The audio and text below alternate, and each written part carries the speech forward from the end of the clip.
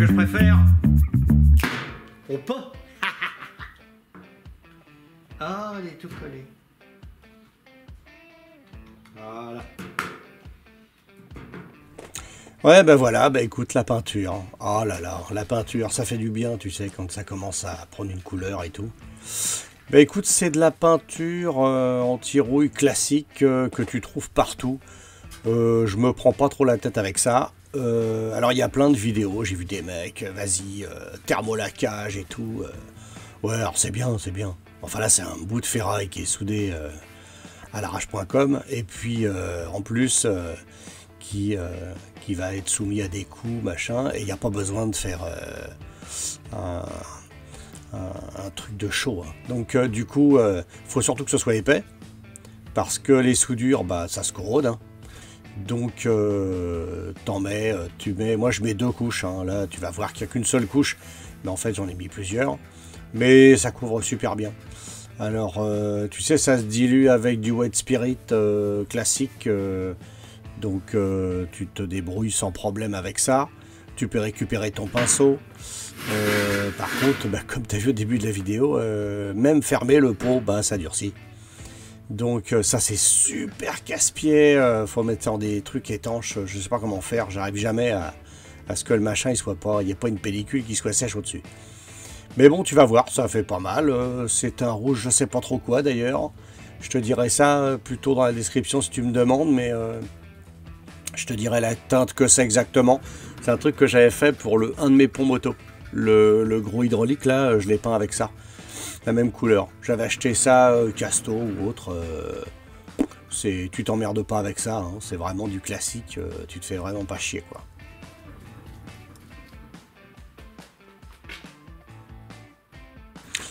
Ouais, j'accélère un peu la vidéo parce que c'est chiant à regarder. Par contre, je sais pas si tu vois comment je peins, parce qu'il y a plein de gens qui m'ont demandé, pas sur la communauté mais ailleurs. J'avais des peintures qui étaient quand même vachement bien tendues et tout. Alors tu vois, j'étire la peinture. Le pinceau, en fait, c'est ça le secret. C'est que quand tu étales ta peinture, faut bien l'étirer. Il faut repasser plusieurs fois, tu charges beaucoup et après tu l'étires. Comme elle va redescendre, bah, tu essaies de l'étirer vers le haut. Fatalement, faut pas être bête. Et tu verras, la peinture s'étire vachement bien. Alors ça t'empêche pas les coulures, hein, bien sûr, hein, parce que vu comment je charge des fois, c'est un petit peu limite. Mais en tout cas, ça va vite, t'as aucune perte. Et puis... faut vraiment les tirer vers le... Tu vois, vraiment dans le sens de la longueur. Parce que ça va permettre que ça brille bien. Et puis, tu verras, bah, je l'essaye de la mettre dehors toute la nuit. Résultat, enfin, dehors, dans l'entrepôt. Puis résultat, elle a pas séché, c'est trop froid. J'étais obligé de la rentrer au chaud. Donc ça sent un petit peu à l'intérieur. Hein. Fais pas ça, parce que madame va gueuler. Hein. L'odeur, c'est pas tellement agréable.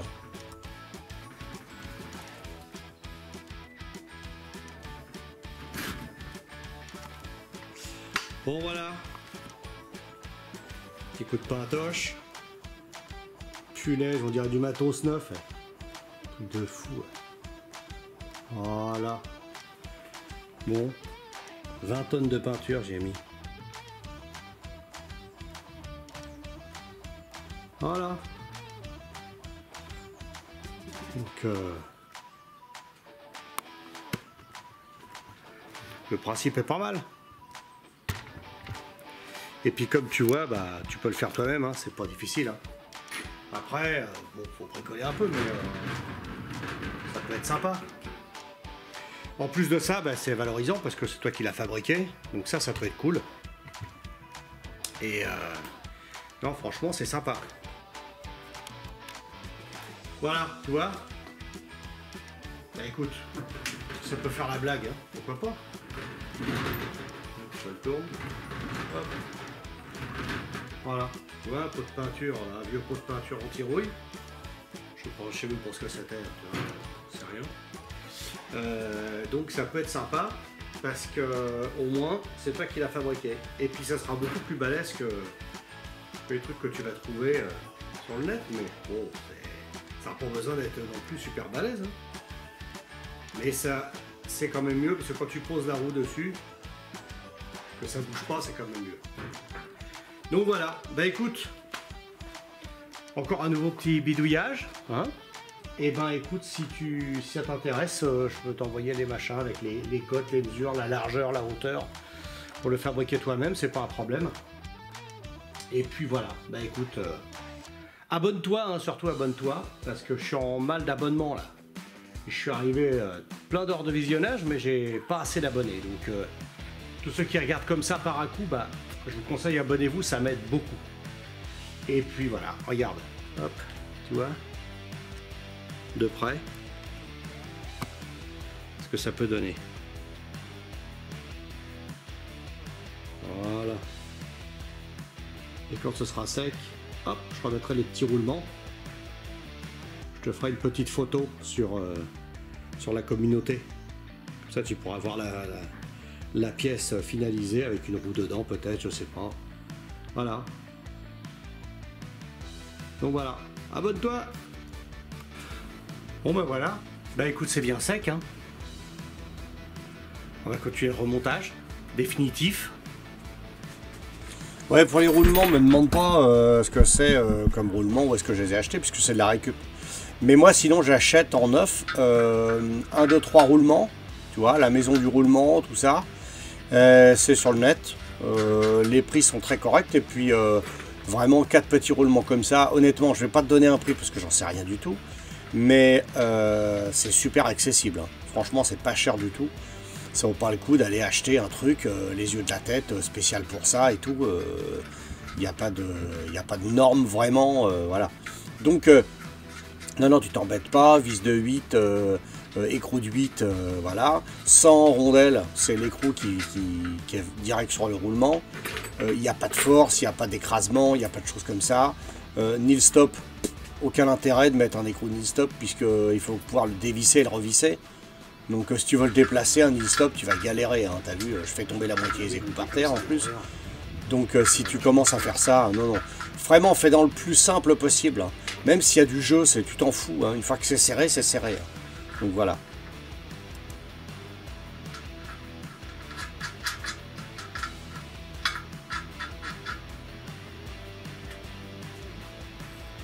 Ouais, aussi serre modérément. Hein. Tu vas voir. Je mets un coup de clé, c'est vraiment pour la forme. Je serre vraiment pas ça fort. Et tu vois, de l'autre côté, je tiens avec les doigts. Ça sert à rien de serrer comme un bourrin. Et en plus, tu vas tout marquer. C'est débile. Là, franchement, c'est juste un truc qui est posé, une roue qui est posée dessus, quoi. Donc, franchement, non, serre pas ça fort.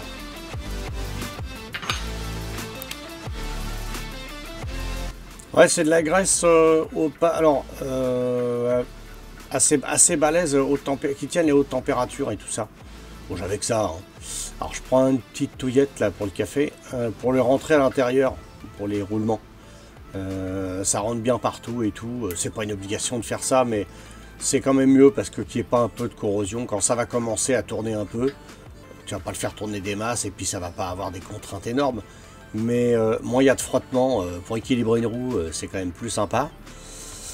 Donc si tu veux, je préfère graisser ça et puis que ça n'a pas de problème de corrosion. Puis après, par la suite, j'essaierai de chercher des caches, tu vois, pour mettre, comment dire, des caches diamètre 8 en plastique pour plus qu'on voit les écrous. Ça permet que ce soit démontable et que ça fasse propre, tu vois, qu'on voit pas les écrous ressortir. Et puis peut-être que ça garderait un petit peu, la graisse à l'intérieur. Puis ça fait une belle petite finition, tu sais, un petit peu professionnel.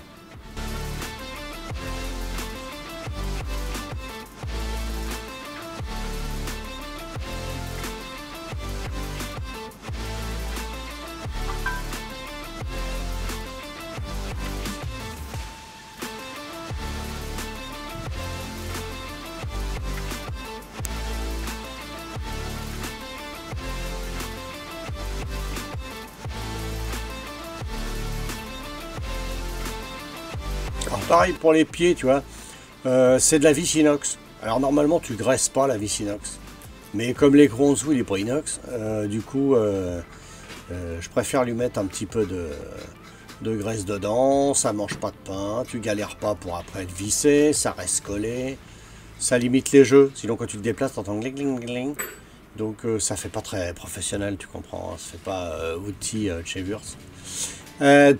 Donc Donc voilà, je mets un petit peu de graisse, la même, hein, je me prends pas la tête. Hein. Peu importe la graisse que tu mets d'ailleurs, hein. De la graisse à chaîne moto, ça marche aussi. Hein. Te prends pas le choix avec ça.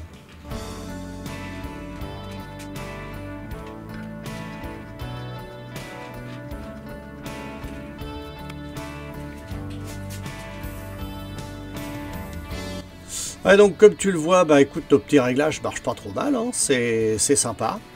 Tu vois, ta clé BTR, bah voilà, ça te permet de le lever sans avoir une clé. Parce que ce qui m'emmerdait de mettre une 6 pans, c'est qu'avec une clé à pipe 6 pans, tu vas la rentrer dedans, puis tu vas venir taper dans la peinture. Ça m'aurait un peu agacé, tu vois. Donc, je préfère mettre du BTR, tu vois, tu l'attaques vers le haut, puis tu forces pas, de toute façon, t'as pas besoin de forcer comme un tordu, ça sert à rien.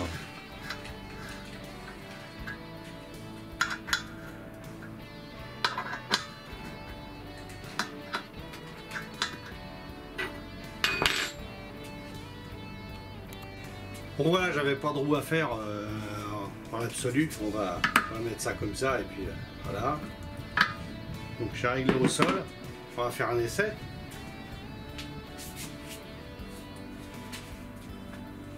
J'avais une vieille roue qui traînait par là, elle est pas jeune celle-là, elle est pas jeune. Donc ça comme ça. Voilà, alors on va reculer un peu. Voilà. Alors tu vois, voilà, et ben ça tourne, il n'y a pas de problème. Alors ça tourne là-dessus, puis ça tourne là aussi si par hasard il y a un petit faux rond de cette barre là. C'est pas un problème un faux rond, hein.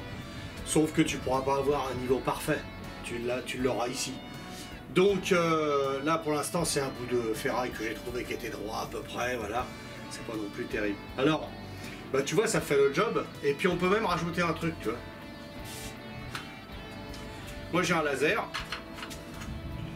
Alors tu mets ton support de laser ici, là. Tac.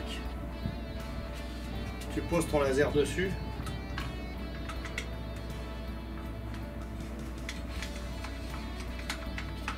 Sachant que le laser, lui, il va se mettre d'aplomb. Voilà. Alors je vais te rapprocher. Tac. Donc tu vois, comme tu peux le voir, bah, le laser, qu'est-ce qu'il fait? Il te trace ici, puis il te trace là-haut. Évidemment, si je le mets pas droit, ça peut être facile. Voilà. Il te fait un trait ici, tu vois. Donc ça peut t'aider vachement pour pouvoir faire ton équilibrage. Tu sais qu'il est là, le pion. Hop, tu mets ça ici. Et tu le lâches.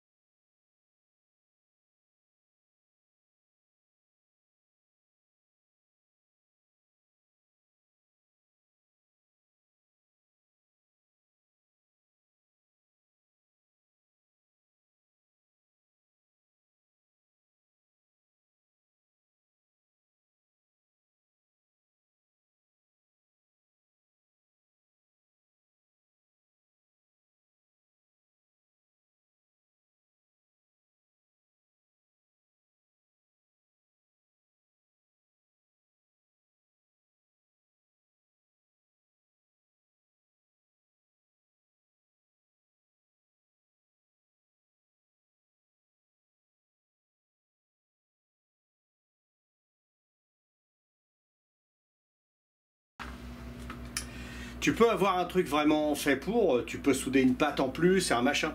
Mais je vois pas l'intérêt. Honnêtement, je vois pas l'intérêt. Tu vois, c'est quand même assez sympa de pouvoir voir ton axe Tu vois, là, en plus, il est désaxé. Il est désaxé, il faut le réaxer parce que c'est un aimant. Là, tu vois, il suffit de l'axer. Là, t'es vraiment nickel. Impeccable. Hein. Là, franchement... Donc voilà. Alors après, je te montrerai pour l'équilibrage. Mais pour l'instant, c'était le montage d'une machine à équilibrer. Donc voilà la bête en totalité. Tu vois? Voilà. Voilà, tu vois, ça c'est un support ILTI d'aimant de chantier. Hein. Mais tu peux trouver n'importe quel laser, ça le fait. Hein. Voilà, tu vois? Voilà. Les petits roulements, tu vois comment ça fait? Et mon truc est pas droit, même l'axe il n'a pas été nettoyé, enfin tu vois, mais tu vas voir sans problème parce que en fait si l'axe ne bouge pas, et ben même s'il y a un faux rond à l'axe, c'est pas grave. Même si ici il y a un faux rond, tu t'en cognes parce que tu vas pas avoir de problème pour pouvoir si tu veux régler ça. Donc voilà, et ben écoute, hein, voilà où on en est. Alors le petit bilan. Le petit bilan, bah écoute, le bilan, mais il est super positif ce petit bilan. Puisque ça m'a coûté des bouts de ferraille que j'avais chez moi, t'as vu, c'était déjà un L pré-soudé. Et puis un petit peu de peinture rouge, voilà, pour faire style, c'est fini. 4 pauvres roulements que j'avais chez moi aussi. Mais toi, les roulements, ça coûte rien. Peu importe le diamètre, même si tu trouves du 8 intérieur, extérieur plus large, bien sûr que ce sera toujours comme ça. Mais 8 intérieur, après, t'es tranquille. Hein. Je sais pas, un roulement usé, oh non, ça vaut pas le coup. Pour le prix d'un roulement, franchement, ça vaut pas le coup de se faire chier. Et puis, t'as le plaisir de le faire toi-même, c'est sympa. En plus, les petits machins sont réglables ici. Parce que tu vois, comme je les ai percés un peu plus grands, et ben, tu peux relever le roulement, le redescendre. Ça fait juste, tu vois, voilà, ça fait juste ça, quoi. Tu vois comment il est? Donc voilà, bah écoute, ça coûte rien, c'est super efficace. Voilà. Et bah écoute, rendez-vous à la prochaine vidéo. Abonne-toi. Et puis, bah écoute, on va continuer sur d'autres choses comme ça. Et la prochaine fois, j'ai pas le temps là pour l'instant. Mais dès que j'aurai les pneus neufs, je vais les poser moi-même. Parce qu'apparemment, tu m'as un peu demandé dans la communauté si on pouvait monter les pneus soi-même. Bah oui, on peut le faire. La preuve, maintenant qu'on a une machine, et ben on va pouvoir se débrouiller. Donc, à mercredi prochain.